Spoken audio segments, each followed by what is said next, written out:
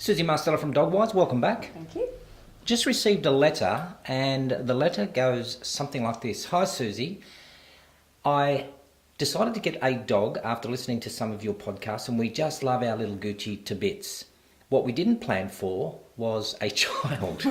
So we did plan for a dog and took our 2 weeks off, and now we have a child on its way in the next 6 weeks.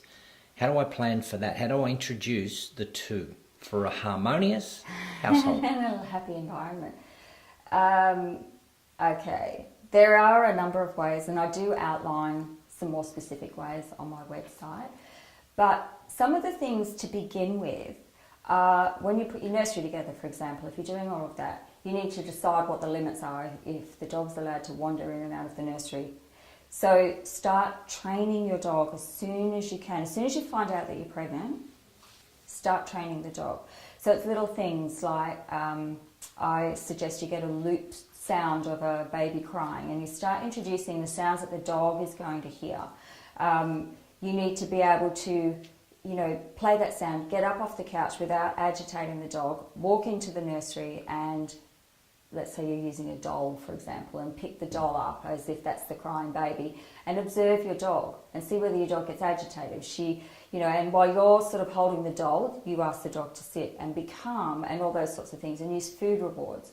If you want the dog to stay outside and wait sort of at the threshold, at the door, you start setting that up. You go back to your basic training and you teach the dog where she needs to sit and wait.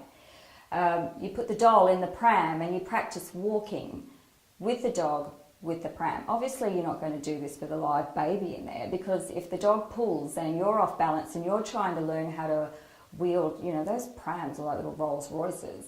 If you need to sort of learn all that, plus manage the dog, you're worried about the baby or the baby's crying, you need to be able to be calm about this and think, I know how to deal with the pram, the dog's fine, I can stop and do this. But you do need to observe what the dog's like when your attention is taken away from them. Are they exhibiting signs of jealousy? You need to be watching for those sorts of things.